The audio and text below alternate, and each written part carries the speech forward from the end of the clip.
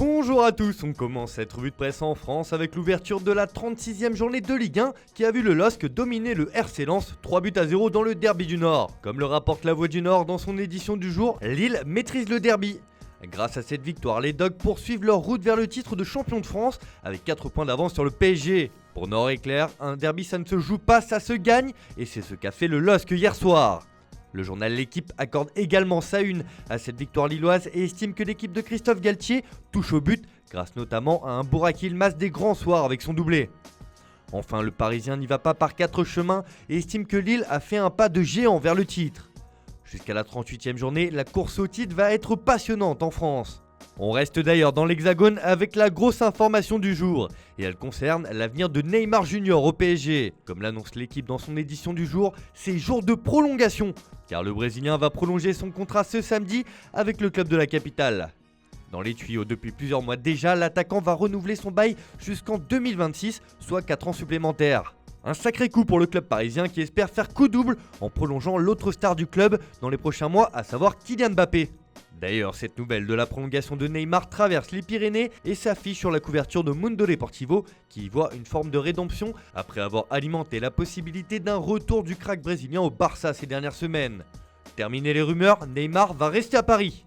Allez, on file en Angleterre qui trépigne d'impatience concernant la finale de la Ligue des Champions entre Manchester City et Chelsea. Une finale 100% anglaise qui régale le royaume mais pas les fans car celle-ci doit se disputer à Istanbul au stade olympique Atatürk. Mais la Turquie fait partie de la liste rouge des pays à éviter en cette période compliquée avec la crise sanitaire. Pour le Daily Mail, c'est le chaos final. Les supporters anglais ne pourront pas se rendre en Turquie pour assister à la finale et pire encore, les joueurs britanniques y participant pourraient se voir perturbés pour leur retour en sélection alors que l'Euro démarrerait quelques jours plus tard. Un véritable scandale pour l'Angleterre qui demande de délocaliser la finale sur son propre territoire.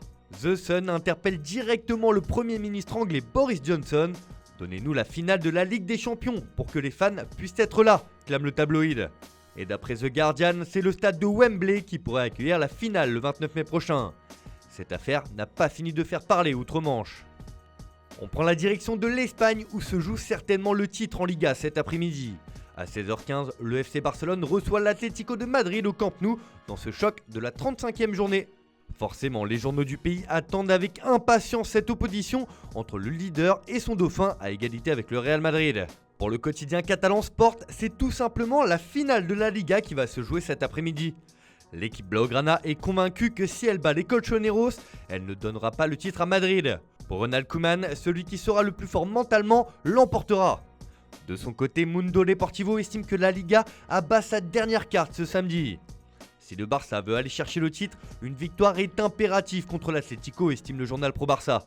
Enfin, pour AS, si l'équipe de Simeone croit en ses chances, elle ne peut compter que sur elle-même et devra s'offrir le Barça sur sa pelouse pour avoir toutes les cartes en main.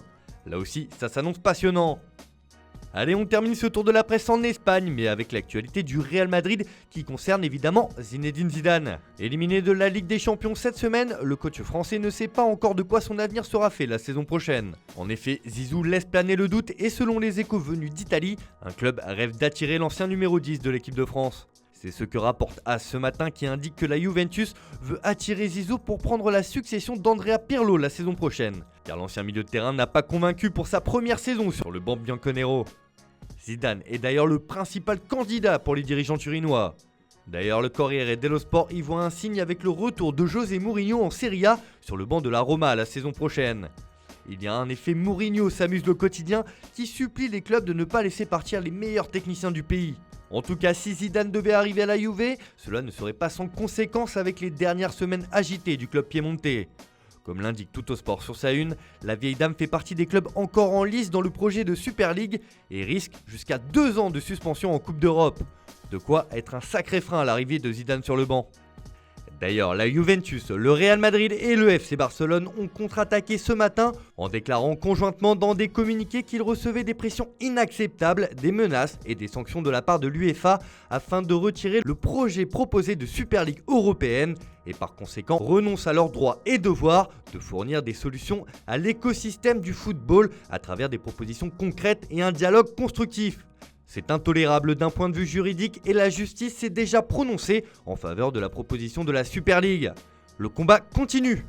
Voilà, c'est tout pour ce matin, bonne journée à tous, on se retrouve un peu plus tard pour un top et flop du match entre le Barça et l'Atlético de Madrid.